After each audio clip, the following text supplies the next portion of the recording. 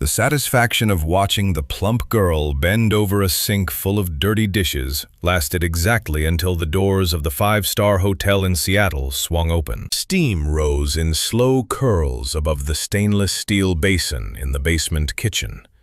Fluorescent light buzzed white and cold against the tile.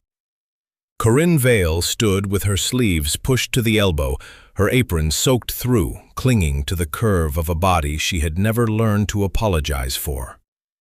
Her hands moved through the grease and the suds, with the same patient rhythm she had kept for 3 hours straight. What none of the staff around her knew was this: 3 weeks earlier, a handful of anonymous complaints had reached the hotel's compliance office. Vague, frightened messages about missing funds, and a manager who liked to remind people exactly where they stood. Remote audits hadn't been enough to prove anything, so Corinne had done what she always did when a problem needed a closer look. She'd taken a temporary position through a staffing agency, under the name she'd used professionally for 3 years. Vale, not Rook. And she'd picked up a sponge. Isolde Crane crossed the kitchen floor like she owned every inch of it. She carried a uniform 2 sizes too small and threw it without warning, the fabric slapping against Corinne's damp shoulder before sliding to the floor. "Try it on," Isolde said, loud enough for the whole kitchen to hear. "If it doesn't fit, then you'll finally understand where you belong. Don't ruin the atmosphere of tonight's gala." Corinne didn't move to pick it up. Instead, she lifted her eyes to a small black camera mounted above the walk-in refrigerator wedged into the kitchen's blind corner, and said just loud enough for Isolde alone to catch it. "Camera 7's been sitting 12 degrees off since last Tuesday. Nobody's corrected it. The whole west corner of this kitchen is running dark on the feed." Isolde froze for half a second. It wasn't the kind of thing a dishwasher should know. She recovered fast, forced a laugh, and told Corinne to get back to work. But something in her chest had gone tight, and she couldn't have said why. Mabel Frost, 23, and still soft enough to feel other people's pain like her own, slipped a fresh pair of rubber gloves into Corinne's hand. "Don't let them see you cry," she whispered. Corinne shook her head and set the gloves down gently. She wasn't going to cry. Not tonight. Not with 3 weeks of quiet, careful work finally close to paying off. The kitchen door opened without a knock. Gideon Rook walked in wearing a black suit cut close to a frame built like a warning, broad shoulders, a jaw carved from patience and old violence in equal measure. His collar sat open at the throat, just enough to show the edge of a black rose tattoo climbing toward his collarbone, and his sleeves were rolled past the forearm, where a line of Roman numerals sat beside a small inked dagger. To most of Seattle, he was simply a hotel owner. To the people who truly knew the city, he was the Mafia boss whose name nobody said too loudly in public. He looked at the woman bent over the sink and said nothing. He didn't call her name. Instead, he gave the smallest nod toward Isolde, barely a movement at all. Isolde read it as permission to keep going. Corinne read it exactly the way they'd agreed she would 3 weeks earlier, sitting across from each other at their kitchen table at 2 in the morning, going over the plan one more time. "You don't move until I text you, not 1 second before." If he broke cover now, Isolde would have hours to bury every number, delete every file. So he stood there, instead doing the hardest thing a protective man can be asked to do. Nothing, on purpose, because the woman he loved had asked him to trust her timing. The kitchen went quiet in a way that had nothing to do with noise and everything to do with fear. No one dared look directly at the man near the door. He didn't step closer. He only stood there, jaw tight, while she kept washing dishes like it was any other Tuesday. The staff would talk about that stillness for weeks. The Mafia boss of an entire hotel chain standing 3 feet from a woman being humiliated in his own kitchen, doing nothing anyone could see. What none of them understood was how much that stillness was costing him. Word had circulated through the staff quarters for weeks that the new dishwasher was odd. She never explained herself. She cataloged details, the temperature of the walk-in, the serial number on the sanitizer, the exact spacing between the security cameras, the way other people memorized song lyrics. Nobody asked why. Nobody imagined the answers would matter by morning. Isolde Crane had run event operations at the hotel for 6 years, building a small, comfortable kingdom of favors, quiet threats, and a budget line she'd learned to bleed a little every month. She hated Corinne Vale on sight, the way some people hate a mirror that shows them something they'd rather not see. She hated the calm most of all. Nothing landed. She had learned to read fear in every employee who passed beneath her, and this woman gave her none of it back.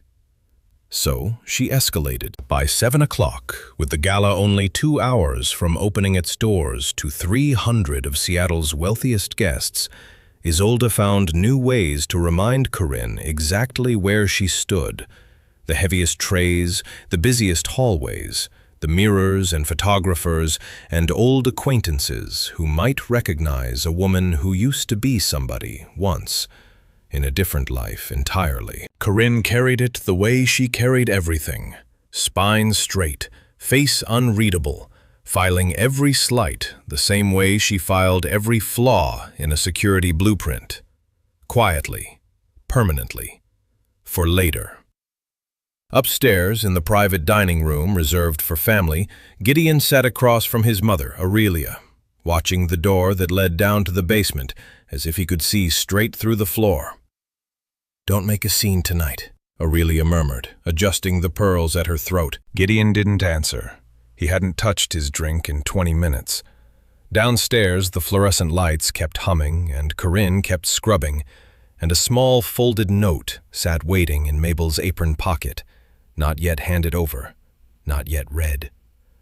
The first thread of something that was about to unravel an entire evening. By 8:30, the gala upstairs had reached full volume, crystal glasses ringing, a string quartet threading soft music beneath 300 overlapping conversations.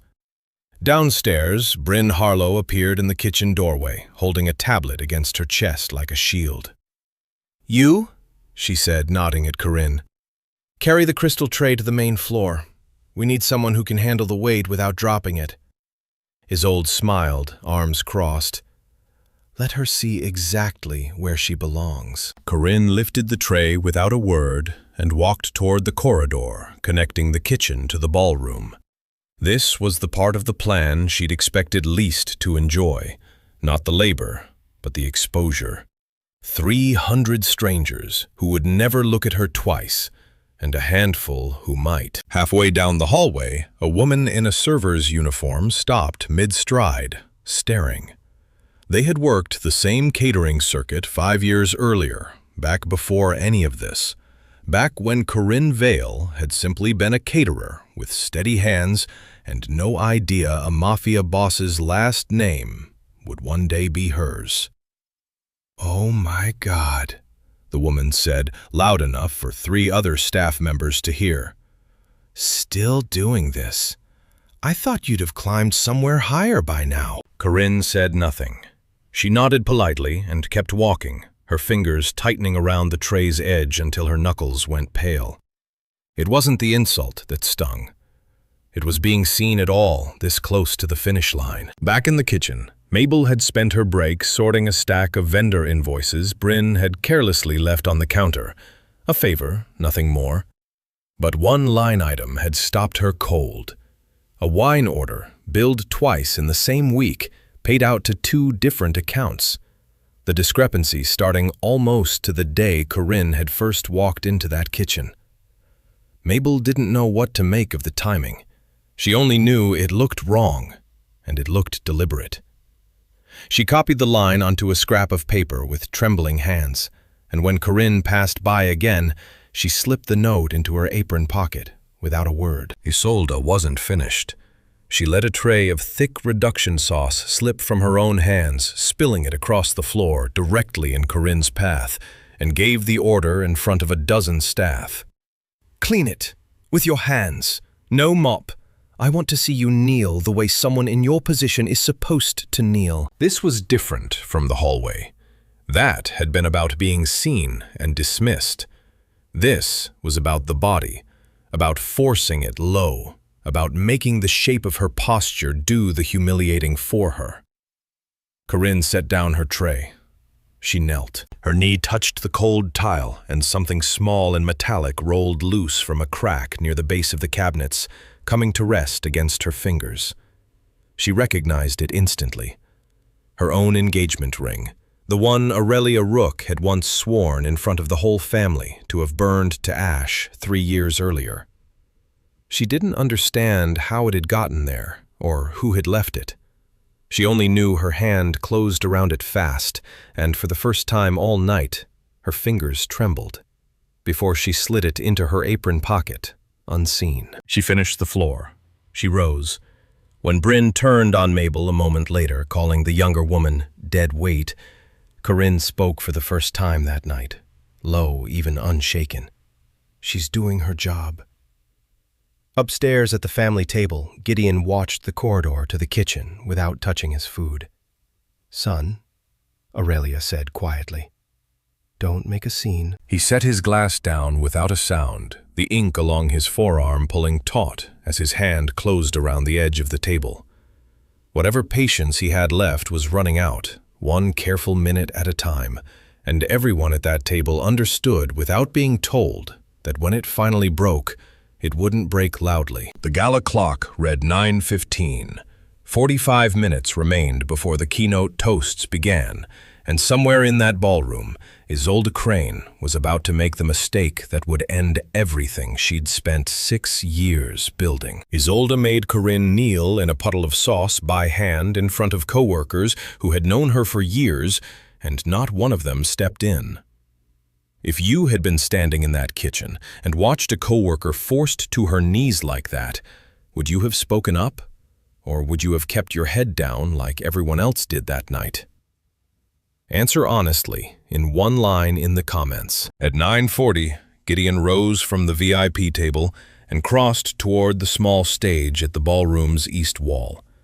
Isolde was already there, microphone in hand, addressing the crowd. "Some people," she said, smiling out over the room, "are born to stand on a stage, and some people are born to wash what the rest of us leave behind." She turned and pointed directly at Corinne, standing near the kitchen doors with an empty tray. Every head in the ballroom turned with her. A ripple of laughter moved through the crowd, quiet and cruel. Corinne stood perfectly still, the tray steady in her hands. But for one brief second, her eyes went bright and red before she blinked it back. At that exact moment, the phone in Gideon's jacket pocket buzzed once softly. He didn't look down right away, but his thumb found the screen beneath the fabric. 2 words from a number he knew by heart. Enough now. For the first time all evening, his head tilted just slightly, the signal that she, not he, had been setting the pace of this entire night. He took the microphone from Isolde's hand. "I want to thank the people who've been working quietly behind the scenes tonight," he said, his voice carrying evenly across the room. Then he looked at Corinne and gave one final order in front of every guest in the building. "Bring another tray of wine." Isolde beamed, certain she'd won. Isolde didn't hate Corinne because of a spilled tray or a bad attitude. She hated her because Corinne had walked away from the same modest world Isolde came from and never looked back to check if anyone was watching her rise.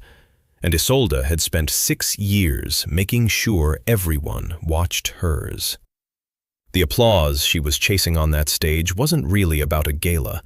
It was about being seen as more than the girl she used to be, and for one dangerous moment, humiliating someone else felt like proof that she'd already won that fight. Corinne only nodded once and turned back toward the kitchen. Mabel was waiting at the door, her voice shaking. "He looked like he wanted to burn this whole room down, but not at you." "Give me what you found," Corinne said quietly. Mabel's hands trembled as she unlocked her phone. On the screen sat a short audio clip she'd captured that afternoon, almost by accident. Bryn Harlow's voice, flat and businesslike, discussing the deletion of a week's worth of security footage before anyone noticed the missing wine money. Corinne listened to 11 seconds of it. Her expression gave nothing away. She slid the phone into her apron pocket, beside the folded invoice note and the ring. She pushed through the kitchen door without looking back. Behind her, on the small stage, Gideon Rook remained standing under the lights, the microphone still loose in his hand, his eyes never once leaving the shape of her, disappearing through the swinging door. The kitchen door swung open again, hard this time. Gideon stepped through, sleeves rolled past the forearm, the black rose at his collar and the dagger inked along his wrist, catching the harsh overhead light as he crossed the room. 2 men from hotel security followed a few paces behind him. Isolde came in right after, still riding the high of her small stage moment, unaware she had just walked into the last 5 minutes of the life she'd built inside this building. 5 years ago, Gideon said, his voice low and without warmth. You applied to be my assistant. I turned you down because you called my kitchen staff garbage. Isolde's face drained of color. She opened her mouth and nothing came out. Corinne stepped forward and placed a small USB drive into Gideon's open palm. Every log this kitchen's camera has recorded since I started working the floor a few weeks ago, she said, her voice steady and clear. And the audit trail I've been building on the books for 3 years under a different name than the one you know me by. Gideon looked down at the drive, then up at her. Something in his expression softened, just for a moment. She reached back and untied her apron, letting it fall over the back of a nearby chair, the last piece of the disguise she'd worn for 3 weeks. From its front pocket, she drew out the ring, holding it in her open palm, where Aurelia, who had just stepped into the doorway, face gone pale, could see it clearly. Gideon said one sentence loud enough for the whole kitchen to hear. This is my wife, and she is also the security architect who has protected every property in this chain for the last 3 years under the name Vale. Isolde stumbled back a step, her mouth working uselessly, unable to form a single word. Bryn leaned hard against the wall behind her, her legs no longer steady enough to hold her upright on their own. The kitchen went still. No one dared breathe too loudly. Security held their position by the door, waiting, because what was coming next wasn't going to happen quietly in a basement where only a dozen people could see it. Corinne hadn't endured 3 weeks of quiet humiliation because she needed to prove she was strong. She already knew that about herself. She did it because she understood something most people never learn, that cruelty confesses itself fastest when it thinks no one important is watching.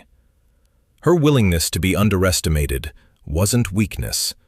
It was the last, most patient tool of a woman who had spent her whole career turning other people's blind spots into evidence. 3 weeks, Gideon said to Corinne once the room had gone quiet enough to speak normally again. You let them do this to you for 3 weeks? I let them build the case against themselves, she answered. Every order, every stolen dollar, I needed it on record before she could bury it. We agreed on that before I ever put the apron on. He studied her for a long moment, the fluorescent light catching the exhaustion under her calm. Then he reached out and took her hand, the same hand that had spent 3 hours in dishwater that night, and laced his fingers through hers. Mabel stood frozen by the cooler tears streaking silently down her face. You knew this whole time who you really were, she said. And you let them? I let them show everyone who they really were, Corinne said gently. That was always the point. Aurelia still stood at the threshold, one hand pressed to the doorframe. 3 years of pride, built on rejecting a daughter-in-law for the shape of her body, had just come apart in front of her in under 5 minutes. Gideon, she said, her voice smaller than the staff had ever heard it.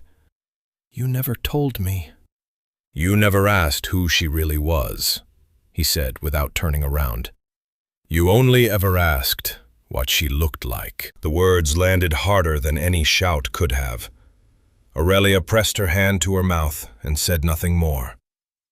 Isolde let out a single cracked sound, not quite a scream, more like the air leaving something that had held its shape for years and finally couldn't. Corinne only watched her calm, unhurried. She didn't say another word. Whatever was left to say, she intended to let the whole hotel hear it, not just this room. The staff stairwell smelled like bleach and cold concrete, and their footsteps echoed off the walls in a rhythm too fast to be casual. Gideon kept one hand at the small of Corinne's back, not guiding her. She needed no guiding, just keeping contact, the way a man does when he's spent 3 weeks convincing himself not to touch her in public, and finally doesn't have to pretend anymore. You should have texted me an hour earlier, he said low, almost a laugh, though nothing about his face was laughing. You'd have moved the moment Isolde raised her voice, Corinne said. I needed her on that stage first, in front of everyone, not just in the kitchen where 3 people could deny they ever heard it. He didn't argue. He'd learned 3 years ago, back when she was still just the quiet security consultant his lawyer had recommended, and not yet his wife, that arguing with her timing was a losing use of anyone's evening. They came out onto the wide stone balcony overlooking the ballroom, and the noise hit them first.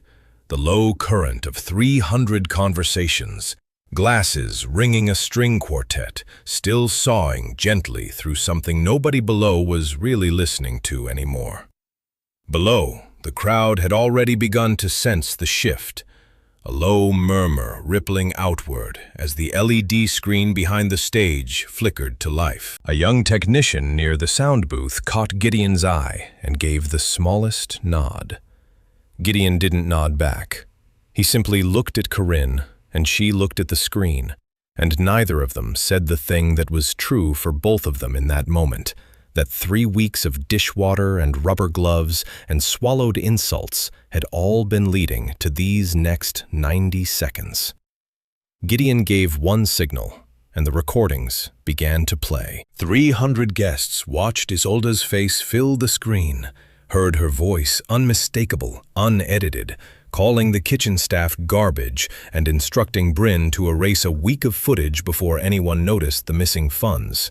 They heard both women in a private moment they'd believed no one would ever hear refer to the woman scrubbing dishes as the fat girl, their laughter crackling faintly through the speakers. Somewhere near the bar, a woman in a green gown pressed a hand to her mouth. An older man in a tuxedo lowered his champagne flute without drinking from it, his jaw working slightly, the way people's faces do when they're recalculating everything they thought they knew about someone. 3 separate phones rose into the air at once, angled toward the stage, capturing a night that had just stopped being a gala and started being evidence of its own. The silence that followed was total. Isolde's mouth opened once, twice, searching for a sentence that could survive that silence. None came. When security's hands closed gently but firmly around her arm, she twisted toward the balcony rail, toward the shape of Corinne, standing there in an apron she hadn't yet had the chance to remove, and something in her finally cracked all the way through. "You planned this," Isolde said, her voice carrying further than she meant it to. "You let me. You wanted me to." "I didn't make you do anything," Corinne said. Her voice didn't rise. It didn't need to. "I just stopped protecting you from what you already were." Isolde had no answer for that. That was the moment hotel security walked Isolde and Bryn out of the kitchen corridor and straight through the middle of the ballroom floor, past every table, under every chandelier, toward the front doors. Not the service exit, not the back hallway, but directly through the crowd whose approval both women had spent years courting. 300 faces turned to watch them go. Nobody offered a word in their defense. Whatever standing Isolde and Bryn had built inside Seattle's social circles over the better part of a decade dissolved in under 3 minutes, in full view of the very people who had applauded Isolde's speech 20 minutes earlier. On the balcony, Aurelia stepped toward Corinne, her voice unsteady, one hand pressed flat against the stone rail as if she needed it to stay upright. Up close, in the spill of the LED light still fading from the screen below, she looked older than she had all evening. The pearls at her throat, suddenly just pearls, nothing regal about them anymore. "I told everyone I burned the wedding photographs," Aurelia said. Corinne waited. She had learned in 3 years of being underestimated by this woman that Aurelia's confessions came out faster if nobody rushed to fill the silence around them. "I couldn't do it," Aurelia said. "I kept the ring in a drawer for 3 years, telling myself I'd throw it out eventually. Last week, I asked our housekeeper to leave it somewhere you'd find it. I didn't know how else to say I was sorry, so I let an object say it for me." Aurelia hadn't spent 3 years hating Corinne so much as hating what Corinne's presence forced her to see about her own son, that he'd chosen a woman on the strength of her mind and her patience, not on the strength of a shape Aurelia had been taught her whole life to worship. Every cruelty she'd aimed at her daughter-in-law had really been aimed backward, at the version of herself who'd once believed a woman's worth could be measured with a tailor's tape. The ring in the drawer wasn't sentiment. It was 3 years of not being brave enough to be wrong out loud. It wasn't the confession Corinne had expected, but it fit the plant in the cabinet crack finally accounted for. She opened her phone instead of answering right away and showed Aurelia a single photograph, the wedding portrait Aurelia believed she'd destroyed, kept safe on Corinne's screen for 3 years. Aurelia's hand rose to her mouth. She didn't cry loudly. She simply stood there, very still, the way people do when something they'd braced against for years finally arrives and turns out to be smaller and sadder than they'd imagined. "I kept one," Corinne said quietly. "Just one." "I don't know how to ask you to forgive me," Aurelia said. "You don't have to ask tonight," Corinne answered. "You just have to stop pretending you don't see me." Behind them, Gideon had gone quiet in a different way. Not the tight, coiled quiet of the kitchen, but something looser, almost boyish, watching his mother and his wife stand 3 feet apart on a balcony that had just watched an empire fall. His jacket shifted as he leaned against the rail, and for half a second, the corner of a cream-colored envelope showed at the inside pocket there, and gone again before anyone but Corinne noticed it. She filed it away, the way she filed everything, quietly, permanently, for later, and said nothing. Below hotel management moved quickly to manage the fallout, though there was little left to manage. The truth had already done its work in front of every phone camera in the room. Gideon turned to the remaining staff gathered near the stairwell and made one more announcement before the night ended. Effective immediately, Mabel Frost would be promoted to night shift kitchen supervisor. Her salary tripled in recognition. He said simply of loyalty that cost her something to give. Mabel pressed both hands to her face, her uniform still stained from the reduction sauce, and let out a laugh that came out sounding more like a sob. "I have a little brother starting community college in the fall," she said, to no one in particular, to everyone. "I didn't think this year was going to be the year that got easier." Corinne crossed the space between them and pulled her into a short, fierce hug, apron to apron, the two of them still smelling faintly of dish soap and smoke from the reduction pan. "You earned every dollar of it," she said. "Long before tonight." Gideon took Corinne's hand again. Below them, the ballroom remained frozen in a stunned, electric quiet. 300 people who had come for an ordinary gala and instead watched 2 women's cruelty methodically undo itself, engineered from start to finish by a woman half of them had walked past all night without a second glance. Corinne looked out over the railing at the lights of downtown Seattle stretching toward the water, and for the first time in 3 weeks, she let herself exhale fully. 3 years of being your secret and 3 weeks of being everyone's punching line, she said, half to herself. I think I'm done being either one. You were never my secret, Gideon said. You were my advantage. There's a difference. She turned that over for a moment, and something in her shoulders came down another inch. The last of the night's tension finally leaving her, the way water leaves a wrung-out cloth. The worst of it, the waiting, the watching, the quiet accumulation of proof, was finally over. 3 months passed. The hotel had changed in ways that went deeper than its marble floors. New policies protected kitchen staff from public humiliation. Wage transparency boards appeared in employee break rooms. A formal anonymous grievance system designed personally by Corinne gave every worker in the building a direct channel to report abuse of power, the kind that had gone unchecked for years under Isolda's management. The first month, the system logged 11 complaints. Corinne read every one herself. Most were small, a supervisor skimming tip pools, a manager scheduling a single mother for closing shifts out of spite.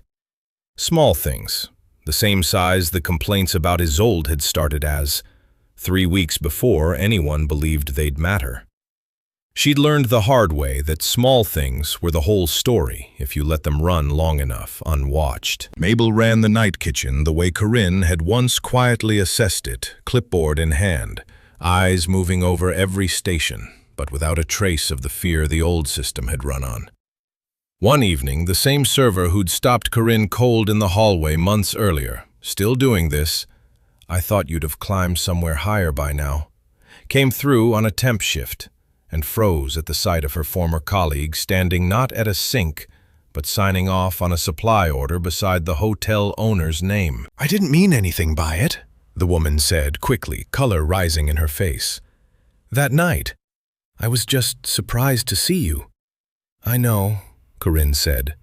And she did know the woman hadn't meant cruelty, only the careless kind of surprise people show when they measure a person's worth by the last place they saw them standing. You don't have to apologize for not knowing something I hadn't told you yet. It wasn't forgiveness exactly. It was closer to what Corinne had told Aurelia on the balcony, not being asked to forget, just being allowed to stop being invisible. The woman nodded, something loosening in her posture, and went back to her station, lighter than she'd arrived. Aurelia Rook, in a turn that surprised even her own son, had begun chairing a small foundation supporting working women in hospitality, women who had been underestimated, overlooked, or dismissed the way she had once dismissed her daughter-in-law. Her first act as chair had nothing to do with galas or press releases. She spent an entire Tuesday afternoon sitting across a folding table from a laid-off line cook, filling out a grant application by hand, because the woman's English was better spoken than written. And Aurelia had decided 3 months late that this was the kind of afternoon she should have been having for years. It wasn't redemption, not fully, but it was a start, built one uncomfortable conversation at a time. Corinne rarely spoke about how she'd ended up doing this work in the first place, but Mabel had asked once during a slow closing shift and gotten an answer. Corinne's father had managed a diner outside Tacoma for 18 years, watched 2 different owners quietly rob the register through doctored receipts, and never once had the paperwork or the language to prove it, before the second owner blamed him for the shortfall and fired him instead. Corinne had been 16. She remembered thinking, watching him pack up his apron for the last time, that cruelty mostly won, because nobody bothered to keep the receipts. She'd spent every year since making sure somebody did. It wasn't a long story, and she never told it as one. It just happened to explain, in about 4 sentences, why a woman with her particular set of skills had once decided a hotel chain was worth marrying into, and worth quietly guarding from the inside for 3 years running. Gideon, for his part, had learned his own version of patience from his father, the last man to hold the name Rook the way Gideon held it now, who used to say that the loudest man in any room was always the last one to notice he'd been robbed. Gideon had spent his whole adult life proving he could stand still while something unforgivable happened 3 feet away, because his father had taught him that stillness held long enough was its own kind of weapon. What his father had never taught him, what he'd had to learn from watching his wife scrub a stranger's sink for 3 weeks without complaint, was that the same stillness aimed at protecting someone instead of merely outlasting them cost a different kind of price. He'd paid it gladly. He just hadn't expected going in how much it would hurt to pay. On a quiet evening in early autumn, Gideon and Corinne stood together on the same stone balcony where everything had come apart and been rebuilt. Below, a small private gathering had replaced the usual crowd. No cameras, no crush of guests, just close staff and a handful of trusted friends. Someone had strung warm lights along the balcony rail, and the air smelled like wood smoke drifting up from a fire pit 2 floors down, mixed with the cold mineral edge of the sound at low tide. Gideon turned to her, his expression open in a way that felt unfamiliar even to him. He reached into his jacket and drew out the cream-colored envelope she'd noticed 3 months earlier and never once asked about. "I spoke to the lawyers this week," he said. "The paperwork's already moving. 51% of the hotel chain in your name, effective the day it clears." Corinne looked at the envelope, then at him, and for once her carefully filed composure slipped visibly, just for a second, in the set of her mouth. 51, she repeated. Not 50. 50 would have made us equals, Gideon said. You already proved 3 years ago you were never just equal to the job. You were the only one doing it right. He turned the envelope over once in his hands, the motion almost nervous, which she had never once seen from him. I didn't marry a woman who needed protecting. I married the person protecting everything I own. And I let half this family pretend that wasn't true because it was easier for them. I'm done making it easier for them. Corinne looked at him for a long moment. You didn't have to do that. I know, he said. I wanted to anyway. He didn't kiss her yet. He said one more thing first, quiet enough that it was really only meant for her. Nobody is ever going to make my wife wash another dish in a building she owns. Then he kissed her, and she tilted her head against his shoulder, watching the dark water of Puget Sound stretch out beyond the city lights. Somewhere below, at that same quiet gathering, an old family friend would later remark that he'd never expected to see the city's most notorious mafia boss look this at peace, and that it had taken his own wife in an apron to get him there. Nearby, Mabel stood with a mug of cider cupped in both hands, watching the two of them from a respectful distance, and Aurelia stood beside her uncharacteristically quiet, uncharacteristically still. For 3 years, she had watched her son love a woman she'd refused to see clearly. Tonight, she watched him hand that same woman half of everything he'd built, and understood, maybe for the first time, that she was watching something closer to justice than romance. The hands that had once been dismissed as fit for nothing but dirty dishwater now held real ownership over the empire that had tried to bury her beneath them. Those same hands had quietly protected hundreds of employees who would never fully know how close disaster had once come to that ballroom. This story reminds us that the hardest chapters of a life rarely arrive with warning, and dignity is something you keep deciding to hold on to, one ordinary evening at a time. If you've spent years being the one who quietly holds a household or a job together, and nobody ever said thank you, that absence doesn't erase what you built. It just means the people around you were looking the wrong way. Here's something practical worth trying this week. Write down 3 things you did today that someone depended on, even small ones, and read that list back to yourself before bed. If you're recently widowed or newly retired and feel invisible in rooms you used to run, call one person you haven't spoken to in months, not to catch up, but to ask them a real question about their life. Being underestimated by cruel people says everything about their character and nothing about your worth. And if there's someone in your own family you've judged too harshly for too long, the phone call that fixes it is shorter and easier than you think. It usually just starts with, "I was wrong about you." What did you think of Corinne's transformation from a woman on her knees in a hotel kitchen to the rightful owner of the empire that once tried to break her? Tell us in the comments. If this story moved you, give it a like, share it with someone who needs to hear it today, and subscribe for more stories of quiet strength, hidden power, and love that finally gets it right.